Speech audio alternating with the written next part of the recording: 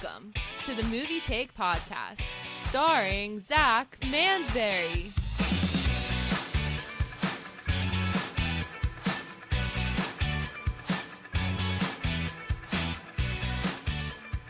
Hello and welcome to the Movie Take Podcast.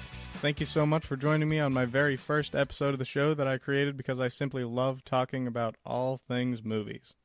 Today I am joined by the man behind the What I Watched Tonight show, Matt Hudson. Thank you for joining me, Matt. How are you? I'm just fine, thank you, brother. I'm excited to be here to talk films with you. Me too. The best part of any day is a good conversation about films, right? Absolutely, and we've spoken films before, and I know just how much you enjoy all types of films, so I'm looking forward to certainly a fun conversation. Absolutely. But now I gotta know right out of the gate, completely off the topic of films, who is going to win the World Cup?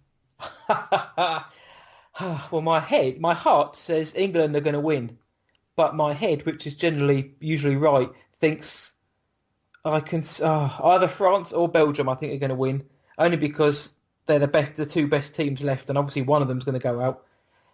England will either fall valiantly on Wednesday to Croatia, or will end up, nosing it up in the final. But heart says England, head says Belgium. In the beginning, I was completely putting my bet on Belgium or Brazil. And, well, I mean, right now, I got to look for Belgium. Yep, at least we know they do good good chocolate, they do good beer, and they clearly do good football or /soccer. But obviously, I'd love to say England are going to win, and I do believe they can do it. But as an Englishman, we never, ever count our chickens until they hatch. Until the whistle blows in the final and we've won. Never get too ahead of yourselves. I think it is certainly possible that England's going to go all the way this year. I could see it. Yeah, but it's coming home. You may have seen it, but it's coming home.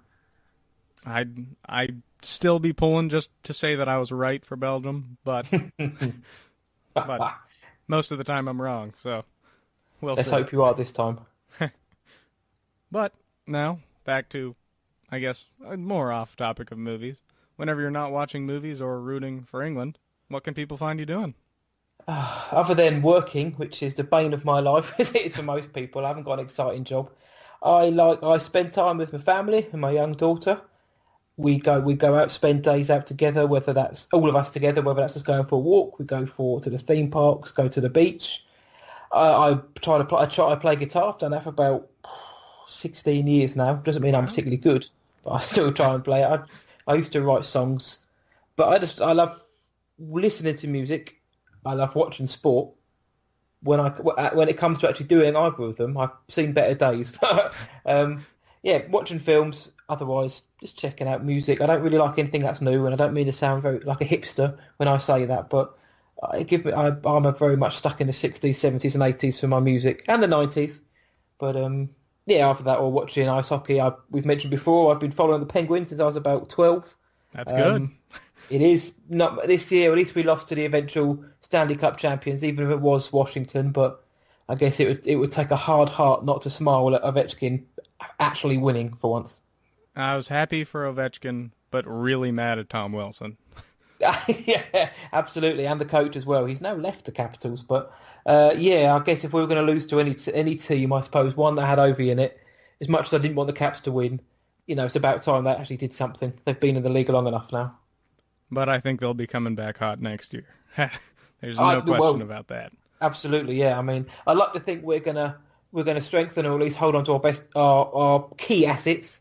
But who knows? Who knows? We'll see. It's coming. New season starts soon, but I'll be interested to see how we go from here. Obviously, having 2 Stanley Cups in a row, going out to the Caps this year. Will we have the fire still, or will it just be going back to the Pittsburgh of a few years ago?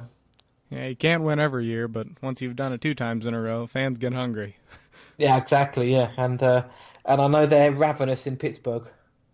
Absolutely, great fan base here.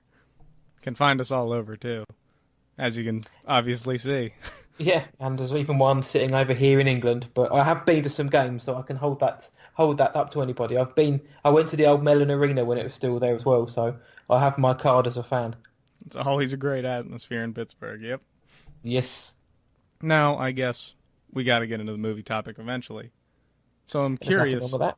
since you've got a really nice movie blog, you've got the podcast, you've got several shows now that I've checked out. Thank you. Now, I'm really curious, when you were coming up with the name, how did you come up with What I Watched Tonight? It's because it literally was just that. I was talking to somebody at work, and they kind of said, "Oh, what are you doing tonight?" And by being foolish, rather than saying what I'm going to watch tonight, I ended up saying in the future tense whilst being in the present, what I watched tonight was this. It was a mistake, but it kind of it sort of stuck with me. And then that evening, I kind of went home and thought, there's something strange about that mess up. I like the way it sounded, and I watch all my films in the evening usually, so it kind of is almost like my way of saying to the world, here's what I watched tonight. Have a read, see if you liked what I watched tonight, and it just sort of fitted quite nicely, and it's lived and it's endured. So I'm pleased with that one. It has quite a nice ring to it, for sure. I know, and it wouldn't. I think what I watched today didn't quite sound as nice, and everybody likes the evening anyway. And tonight sounds better than today, so and it is what I actually watched, so it's literal as well. Yeah, I like it. Now, on Thank you. the topic of your beginning, I guess, in the business here, what got you into movie criticism? The main reason was that I had nobody to talk films with, really. I mean, sure, I talked to my extravagant partner about it, but eventually I noticed that her eyes have closed and she's drifted off to sleep at 2 p.m. in the afternoon. So pretty much I just thought I'd have a go at getting my thoughts out there in the world. I didn't, you never really expect anyone to actually read them or have anything nice to say. But I just thought I'd just, see if I can become part of a wider community of people doing it. When I wrote my first review, which was either 28 Days, which is a strange Sandra Bullock film, or Finding Nemo, one of the two. I was terrified when I came to publish it. I'd written it and I'd uploaded it to my site, and my finger was hovering over the publish button for literally about 5 minutes, because I thought, once you do this, it's kind of out there now, and you can either kind of wind yourself back in and delete it. But I think, what's the point of that? Or you can put it out there and just, see where it takes you. But it's been an awful lot of fun since, and the online film community can be a great place at times if you stick to the right areas. Of course, there's nowadays, well, not nowadays, but in the news recently, there's been a lot of sort of toxicity within the online community. But Too much. when it's a good place to be, when it's fantastic, and through doing my pods, I've got to meet great film fans like yourself and have a chat about film. So it kind of brings people closer together. It does. It's much better to see it bringing people together than the divide going on in some franchises. Yeah, which is just... what I love about the film community is the passion. I mean, people love these things. I mean, you're doing a podcast, I'm on here talking about it. We love films, but at the same time, I'm not going to come round your house and try and burn it down because you didn't like X film, or you disagreed with why this character did this. At the end of the day, I love them for what they are, pieces of art. And I will fight to the death about certain films, but I'm not going to go online and start abusing your family or you or anything, because I've grown up, basically. I've got a brain, I'm grown up, and the world doesn't need any more of that kind of stuff. Yeah, and I mean, I feel like one of the biggest struggles is being willing to be wrong, I guess, by putting your opinion out there. Yeah, it's a good point. You have to stick to your conviction. If you didn't like something like The Last Jedi, I know it's probably quite cliche to mention that, but if you don't like it, then that's fine to say that. And you probably will get a few people saying, well, you should do. But if you don't like something, then come out and say it. I mean, if you like it, or on the flip side, if you liked Transformers The Last Night, come out there and say it, wear it proud. But I didn't. But I'm not going to call you silly for liking it. It's just, having that courage of your convictions to just be yourself. I think one of my first, if not my first post on the blog was I think it was actually titled, Justice League is the most important movie for DC going forward. And I could not have been more wrong, apparently, because they're still going. Did you like Justice League? Sure. It was okay. Yeah. It was serviceable. It was entertaining, but by no means was it like a really good story or really just a top 10 of the year or anything. I mean, it was entertaining. I guess if we're talking about dividing fans, I may as well ask Justice League or Infinity War, because I know you love your comic book films. Oh, Infinity War all the way. Yeah, I agree with you there. I mean, that I will listen to anybody's argument for DC there, but I can't have my mind changed there. There's such obvious evidence here that one of them seems well thought out and the other one just kind of, it's there. Yeah, it exists. It does. Yep. And on that note, have you seen Ant-Man and the Wasp yet? I haven't, because of the World Cup. It's been delayed over here until... I forgot about that. Yeah, I think it's coming out, I don't know if it's this coming Friday or the Friday after, because I know the final's on Sunday, which is I think the 15th or the 16th. I think it may be the week after that it comes out, but for some reason the studio thought English film fans couldn't do two things at once or record the football. So we have to wait. And I know you guys get certain films later, but I don't understand why big films are released around the world at different times. Yeah, it made more sense, I'm sure, many years ago, but anymore, whenever people can tweet out a spoiler for somebody across the world, it's kind of a risk. Yeah, especially when you spend, some films, I mean, like Jurassic World, I mean, that probably couldn't have come in any cheaper than 180, 200 million, surely. And it was released, I think you guys got it 2 weeks after we did, which just doesn't make any sense. Not even a little bit. No, I mean, I don't know what the reason was, but I can't see why they did it, but who knows? I'm sure there's somebody sitting behind a desk that's willing to drop all of the numbers, all the counts of how much money they could have made if they dropped it then, But we don't have that evidence. It wouldn't make any sense, yeah. We're just here with our opinions. Exactly. Now, along with getting back to your getting into the film business, was there any favorite film as a child that really stuck with you and still sticks with you? As a kid, I guess there was two, I think. Well, the first one was the first film I ever saw at cinema was Teenage Mutant Ninja Turtles 2, The Secret of the Ooze, when I was must have been about 5 or 6. I remember going to the cinema, because back where I used to live, back in Woking, we didn't have a cinema, so we had to travel about 30 to 40 minutes out of town to our nearest cinema. And nowadays there's one on every corner over here. But so back then it was almost like it was an event as a kid, and I thought the Teenage Turtles were behind the screen. I thought they were actually there live fighting. So, and I still love that film. I remember the first film I saw as a kid, the Teenage Turtles, and that was less funny and more sort of action, if you will. And then the Teenage Turtles 2 was a bit more campy, but I think it's brilliant. It's horribly dated, but it's brilliant. It's got a Vanilla Ice rap in it. It's awesome. I believe is that the one that you actually you referred to on your website? Yes, it is. Yeah, I've put that in the About Me. It's the first film I ever saw, and it still sticks. I mean, I still vividly remember watching it and being amazed. I know it sounds really corny, but literally the magic of cinema as a kid was like, wow. The lights go down on this huge screen. You've got, these real life turtles. It seemed to me at the time fighting against Shredder, and it all seemed very real. The stakes were up there for me as a kid. It's that experience. That's what hooks us. Exactly, and if the film's good nowadays, you still get it. But I still remember bits of that film, and yeah, it's not all of it is particularly very good, but I still remember certain parts. But the other one was the Transformers animated film. I don't know if you've seen that or not. I have not seen that one, but believe me, I've seen enough on the internet of people talking about how that's so much better than the ones that come out now.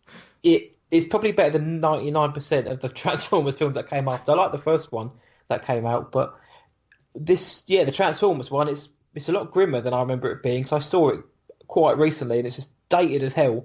But when Optimus Prime died, so spoilers for a full 33-year-old film, when Optimus Prime was killed, that was my childhood dead at the age of 4. He was my hero growing up. Those two, Teenage Turtles and Transformers. And just onto that, they were also the kind of toys I was playing with when I was a kid.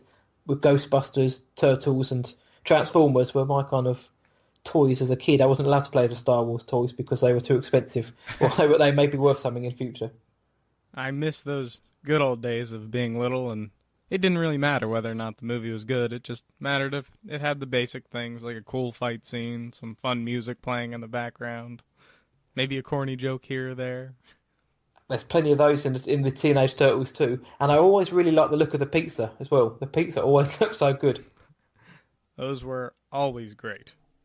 Exactly, yeah. You're right, though. As a kid, all I wanted to see was Turtles cracking really bad jokes whilst they're roundhousing the Foot Clan, or I think they were called, the bad guys. That's all I wanted to see as a kid. I didn't want, drama or depth or anything, or any kind of development. I just wanted, Turtles kicking people's backsides. Of course, plot twists were too much for kids. We just need an established good guy and a bad guy and some cool fight scenes. And a reason to fight, that's it. Absolutely.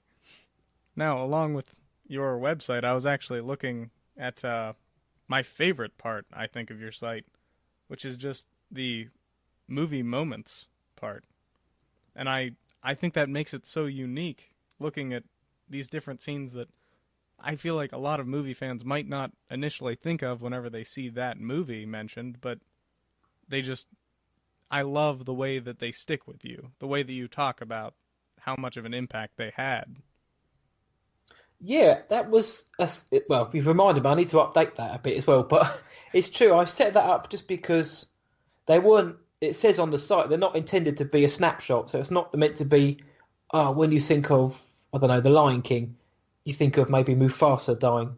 But what I wanted to do with the movies, the movie moment section was kind of just give a little snapshot of what I remembered about the film. So there's things like Aliens on there, or Ghostbusters, or Dumb and Dummy. There's a right range of things, but it's the scenes that stuck with me. So they're not necessarily the most famous scene of the film, but it's just ones which, when I look back at the film, that's the first thing I remember. So, yeah, I'm glad you like that. It's a lot of fun to do, and it gives me. It's one of the things that I could probably constantly update daily, because every time I think of a film, I think of something new each time. But they're the key ones, and I mean, we watch enough films to update it daily.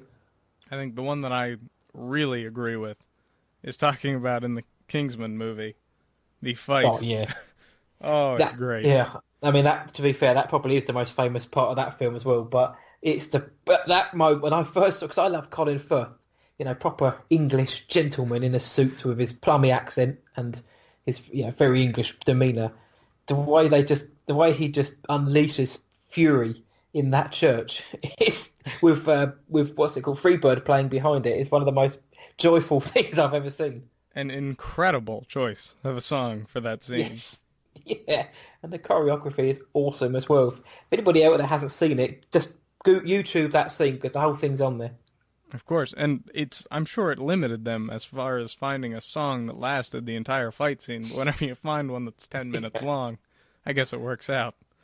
It makes this gratuitous violence just a hell of a lot of fun. That's all I need in a movie, I swear. That's it. Then I'm happy. If you can't have Sean Connery kicking ass, then we can have Colin Firth. Of course. Next best thing. Now, more on just your critiquing of movies. What is a movie that is generally viewed as pretty bad by critics, but you personally would still defend it as one of your favorites? I'm not sure how bad it started as, but I know a few people do, but it's certainly tainted as a film, and that's Exorcist 3. I have not seen that one. It's a superb psychological horror thriller. It just doesn't get nearly as much love as it should do. It had a mini renaissance recently, because it had a re-release of the original vision of William Peter Blatty, the guy who directed and wrote it. His vision for the film was, he filmed it, and then the studio came in and said, no, we need an exorcism scene in this because it's called The Exorcist. So they tapped this exorcism scene on the end, which is okay, but it really comes out of nowhere, left field. So they re-released it, they pieced together pieces of old film to make his vision of it. But because it came after the toilet blocker that was Exorcist 2, it absolutely suffered from that movie's pain. Because even the director tried not to have this film called Exorcist 3, because he knew that any links with Exorcist 2 would damage the film. And it did. I think it stopped people seeing the film. And it's a shame, because there's some marvellous moments in this movie, some proper top grade scares and really good performances. You've got Brad Dourif in there who just he's just furiously good. George C. Scott is excellent.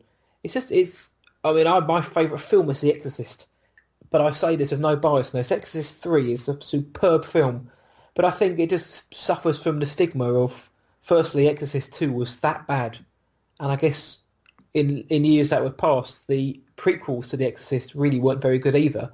So kind of lumping The Exorcist 3 in as another film that came after the original, I don't think enough people have seen it, and it really is a very good film. There's a lot going on in it. It's well shot. It's got a very good script. Like I say, there's some top grade scares in this film. It's not just cheap jump scares and things that go bang. Or if anybody hasn't seen it, check it out. Exorcist 3. I'll certainly have to check that one out. Unfortunately, you'll find that there are a lot of holes in my vast movie library here because I am, well, at least I used to not be a huge fan of horror movies. I think I've kind of grown up out of that a little bit here. But I couldn't do it whenever I was little. It was too much. Well, this one, saying that, I guess it depends on your tolerance for, I don't know, for scares or for fear, but this is, I hate using it's not an intelligent horror because it just isn't, but it's to me it's a higher grade horror. It doesn't opt for silly scares. It tries to actually build attention, so it kind of draws you in as you're watching it, rather than just has things going bang really loudly or things hiding behind doors to scare you. So it's a slower paced one, but if you want just a good film, yeah, man, check it out. I think it's more recent horror movies that have gotten me more into the genre, like It, for instance. That I think is just a brilliant remake. Yeah, I mean, I like the original one as well, but I was so looking forward to the new one, and I'm so glad that it was very good. I never ended up seeing the original one because I only ever saw one picture of it, and it creeped me out, so I avoided it. I remember going into the video stores as a kid back home, and on the top shelf, not that top shelf, but higher than I could reach, was the front cover. Obviously, it had the video VHS of It, and as a kid, it used to scare the hell out of me because obviously you'd have Pennywise the clown staring over the white background with these kind of weird like dragon fingers. I thought they were as a kid, and it's just called It in big red letters, and it just terrified me. I never saw it as a kid. I didn't see it till, I don't know, early teens, maybe mid-teens.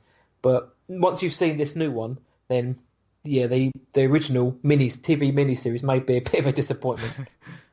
I think that what stands at the top for me as far as horror films, because again, I've probably only gotten into these in the past couple of years, but my favorite is for sure the the name escapes me right now. It's the Jack Nicholson.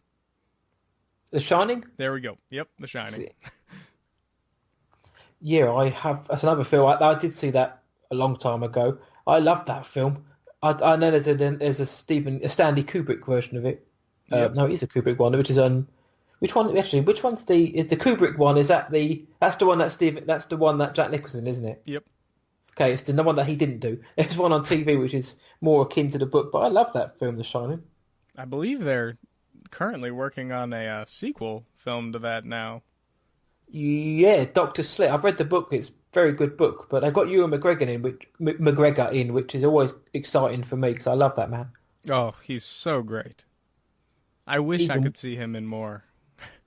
Yeah, I know. All the films I've seen him in, he's always very good. I mean, what did I see a couple of years ago, which I'd never seen before, was Big Fish, and that was awesome. But it's been out since 2000, but I only saw it a couple of years ago, and man, I wish I'd seen it earlier.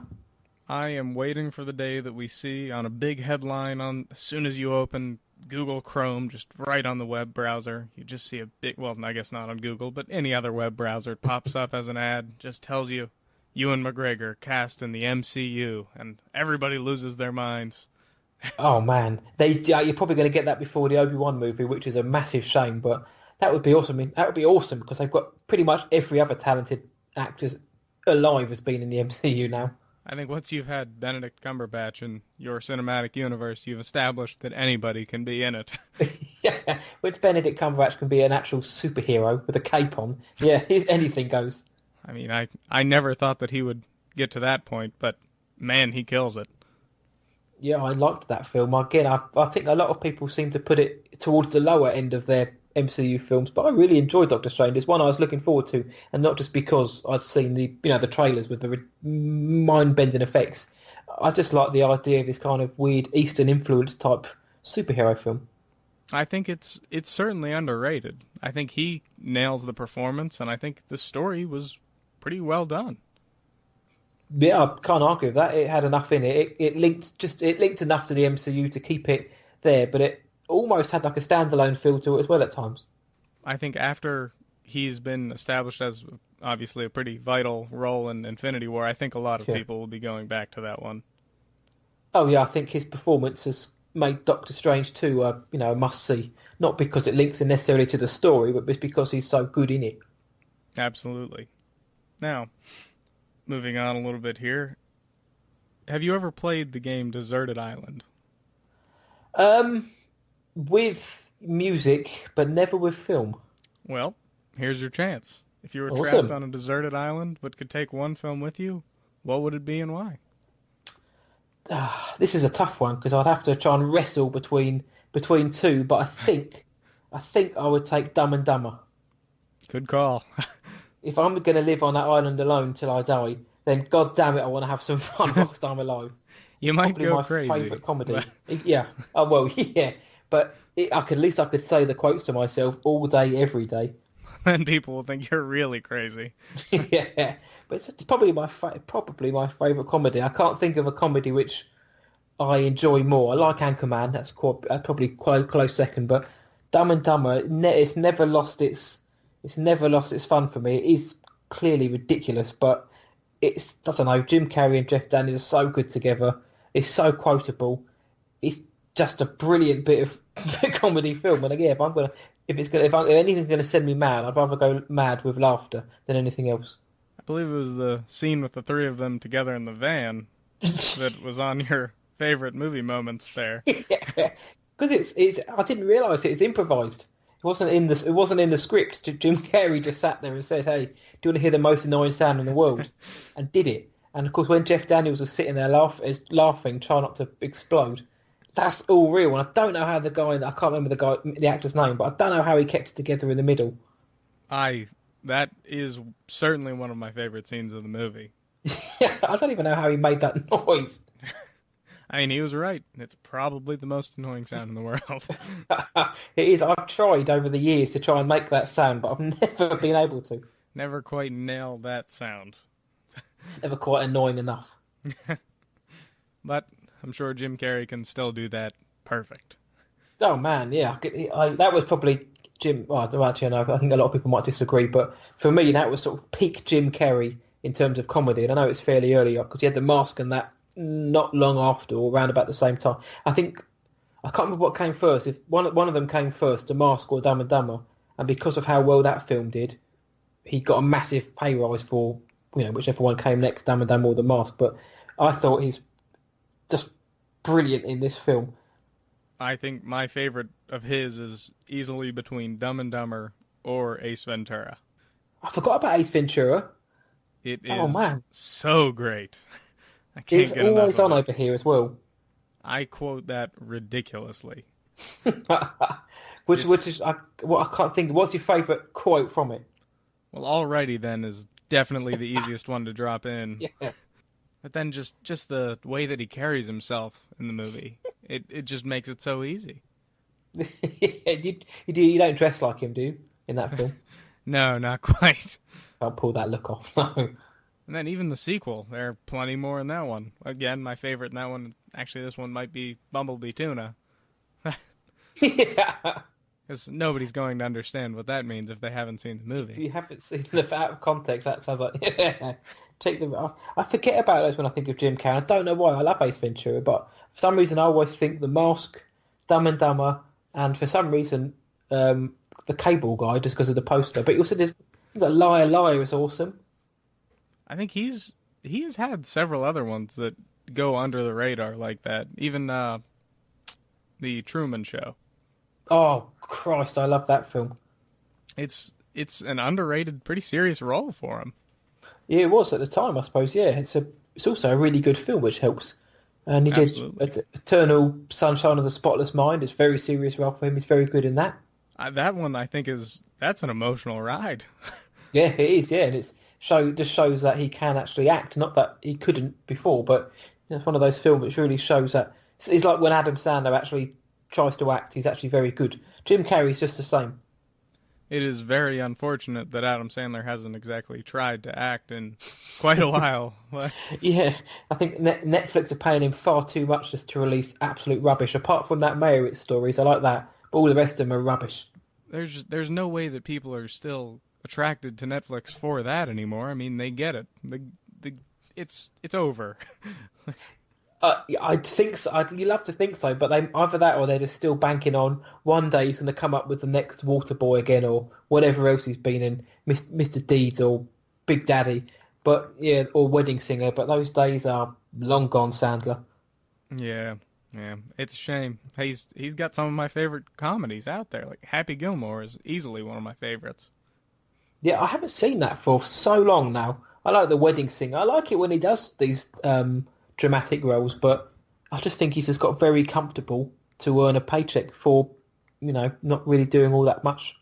Yeah, that's what I need again is the day that Adam Sandler cares about a role. Exactly, because he can do it. He showed so much potential. I don't know what happened.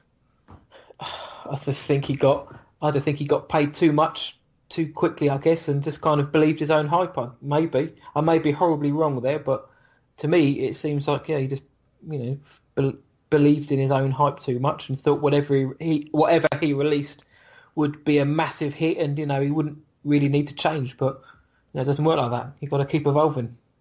Yep. I mean, he did use that winning formula for a while, though. The very And when it underdog worked, story. it worked. Yeah.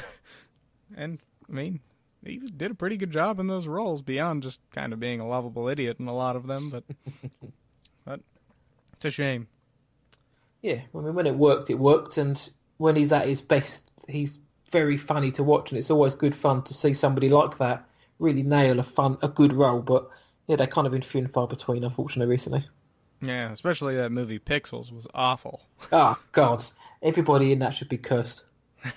And it just he always tries to have his buddies in it. Like Kevin James, I'm sorry, he's not good. No, he's not. We keep trying to make him an actor here, but he's not. It's not going to happen. make him a thing. He's not going to work. He's just not. Yeah, well, keep going, Paul Blart. You may get there one day. Don't know how that got a sequel, but Ugh. I don't want to ruin your show by talking about Paul Blart. Yeah. Now, a lot of classic movies have that one memorable thing, whether it be the DeLorean, just simply the quote of James Bond from the James Bond movies. But now, in the car in those movies, things like that. But if there were just one movie prop that you wish you could own, what would it be? That's a very cool question to ask because there's so many awesome things from the films. I would pick Han Solo's DL-44 blaster, partly because he's the coolest guy in all of film, and I could pose with it in the mirror all day. That is true. Otherwise, I'd take Aragorn's sword from Lord of the Rings because it looks like it could cut through a Sunday joint quite easily. Those are two great picks. I didn't even consider those ones.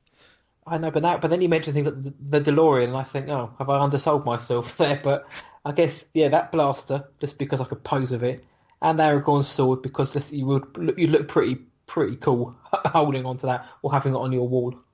Credit to Harrison Ford. I think in his movies he has held two of my favorite things that I would want as a movie prop, whether it be Indiana Jones's whip or the blaster. Yeah, the man can do no wrong at times, I think. I love Harrison Ford as an actor, movie star, however you want to call him, but I just like Harrison Ford in most things, especially things like What Lies Beneath, if you're talking about horrors. That's a good sort of thriller film. That's another one. I'll just have to put it on a list and get to it. It's really, I think Harrison Ford and Michelle Pfeiffer, I want to say, but yes, that's a good, solid, I don't want to call it a horror, thriller film. Yeah, I'll definitely have to check it out. Now, where would you stand on the Blade Runner movie? The original one, The original. I think it's all right. I rewatched it before I went to see 2049, and I think it's okay. I don't think it's the best film of all time, but I think it's, decent sci-fi film. I was incredibly worried that I was the only one that held the opinion of it's not as great as everybody says. No, yeah, and I mean, again, it comes down to everything subjective, of course, but I don't know, I thought it was all right. It's got some good moments in it, and of course the end scene in the rain with Rutger Hauer's character in his speech is brilliant filmmaking, but I don't know, it's a good sci-fi film. I don't know how much it stands up nowadays, because it's got some pretty questionable things that happen in it, which Harrison Ford's character tries to do to people, but I don't know, it's all right. It's a good film, but it's not, I don't know, it because of that film, we've got so many films now set in this kind of dystopian digital future, which are just awful. So Blade Runner's got a lot to answer for, but I liked 2049 more. I think it definitely influenced a lot, but I can't get on board with the people that say this is the best sci-fi movie ever. Just, it's not there for me. It looked cool, but I don't know, I just got, this is going to be, I'm going to get flamed for saying this, but a parts of it was just a bit, I got a bit bored watching it.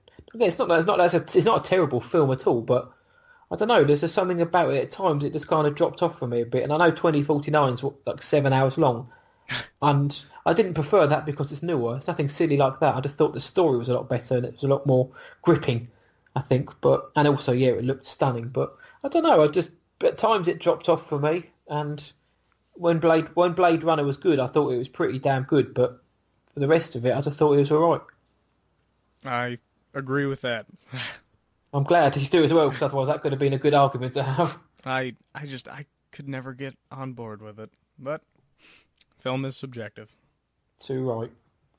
Now, another interesting thing that I like to gauge people here, see, especially history buffs.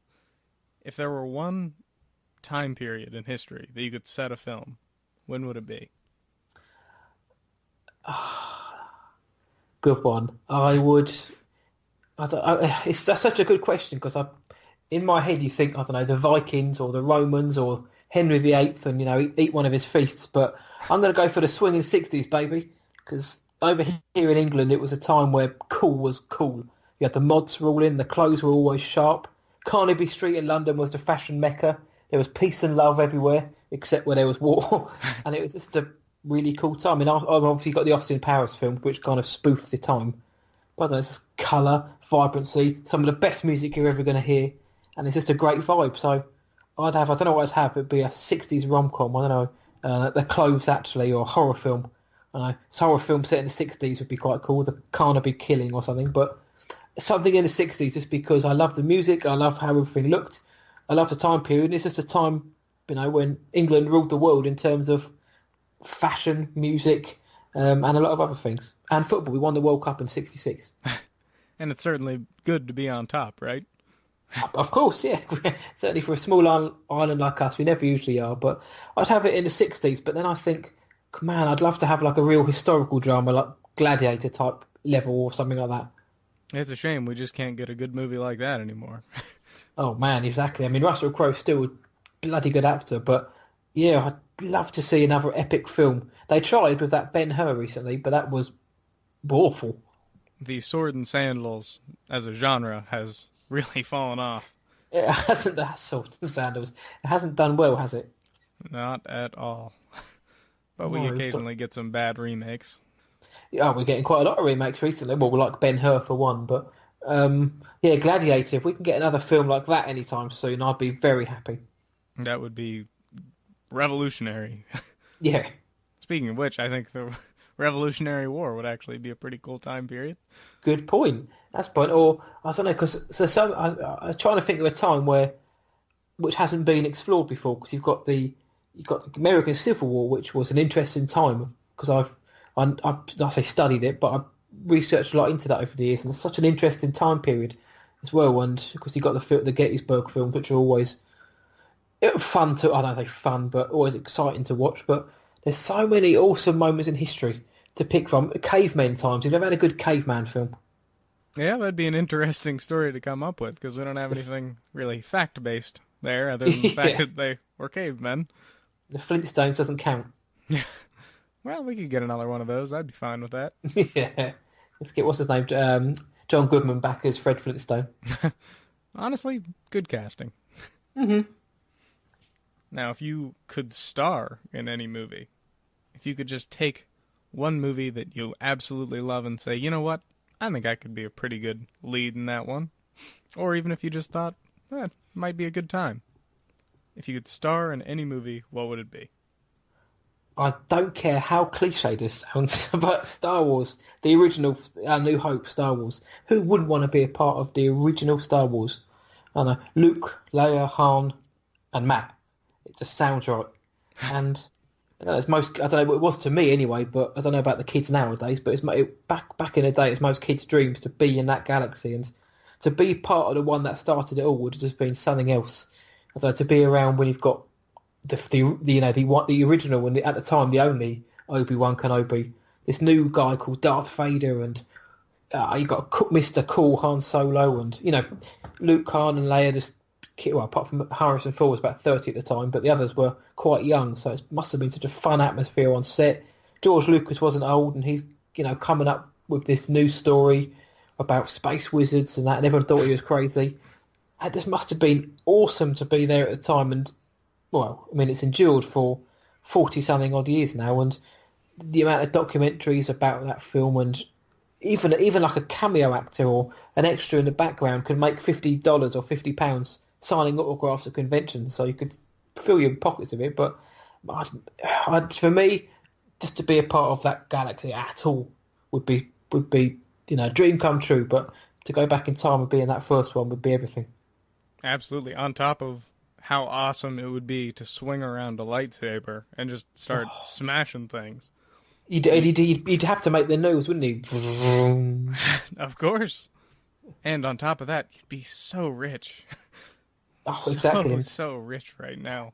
I wake up every day wishing I was so rich. So I'd love to be able to make it from a film like that. But it sounds cliche and it sounds a bit underwhelming, but it has to be that one. I mean, I'd love to be in so many other films, but I guess for purely sort of, to capture lightning in a bottle, you'd want to be part of that and what came afterwards.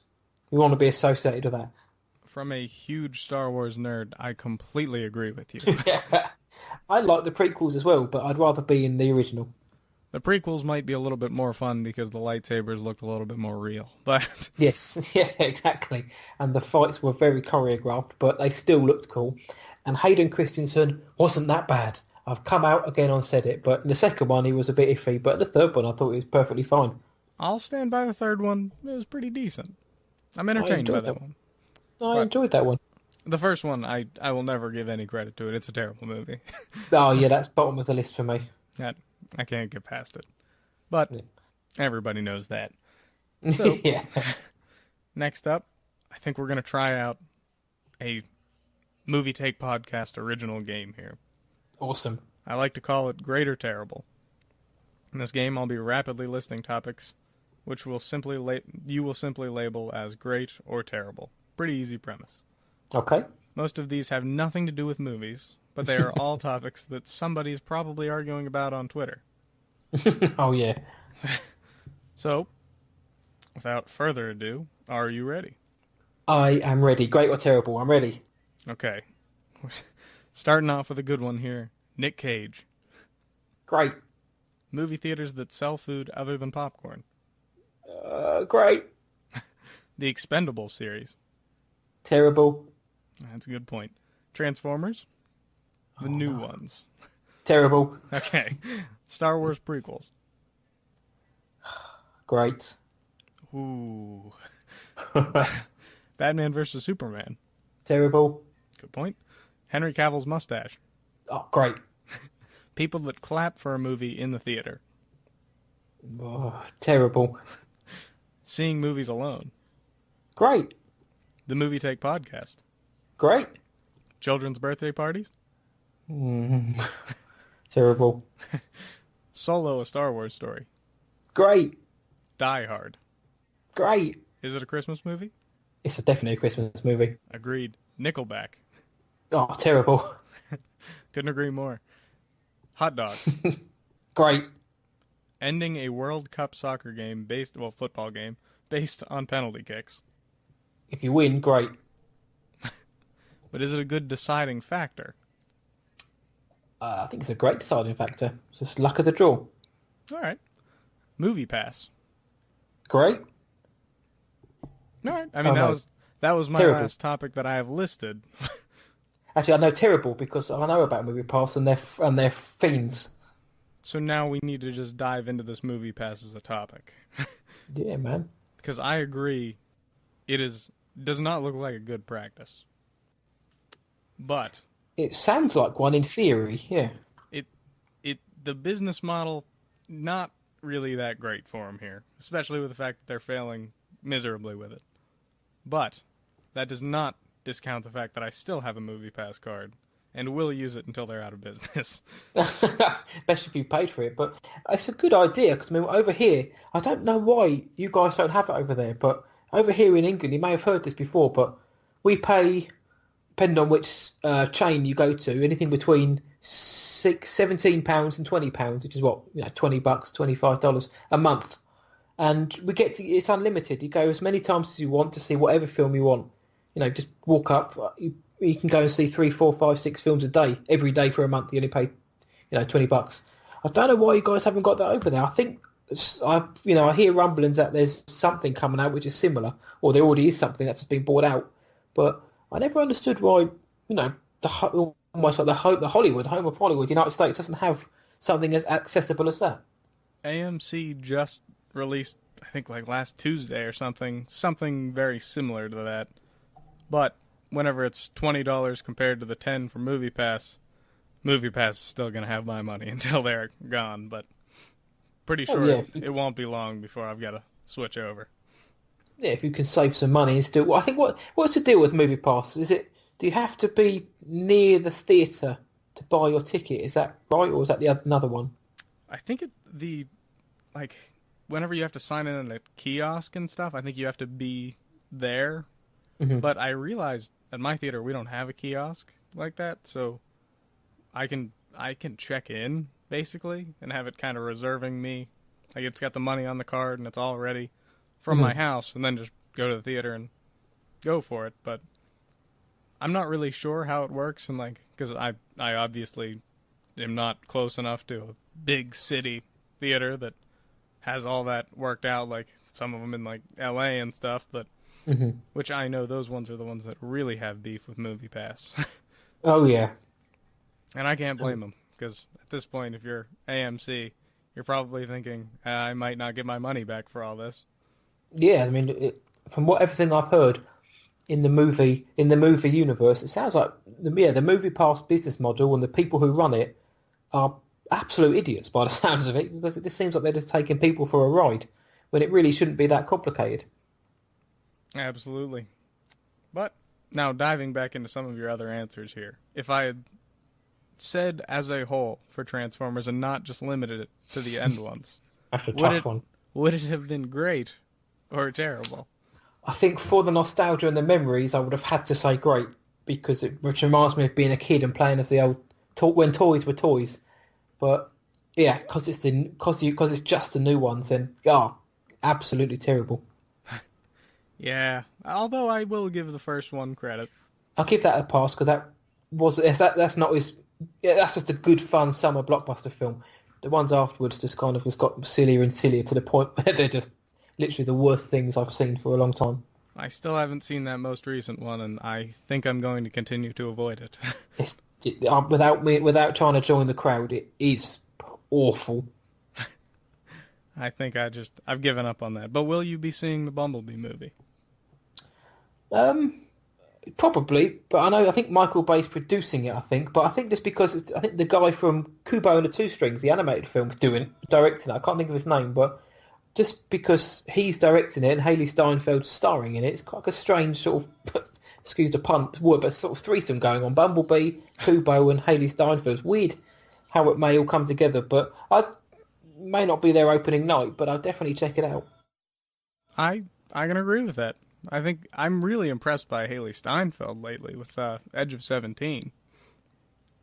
That's probably it's my favourite coming of age film, I think, and certainly of recent years. And I've gone out recently as well, and on other times to say that I liked Lady Bird. Didn't love it like everybody else did. I thought it was slightly overhyped, and I think The Edge of 17 was a much better film. I saw Lady Bird way later than everybody else did, but I did enjoy that one a lot. Oh, for sure. I definitely liked it, but because it had that kind of hype behind it. At the time, it had 100% on Rotten Tomatoes.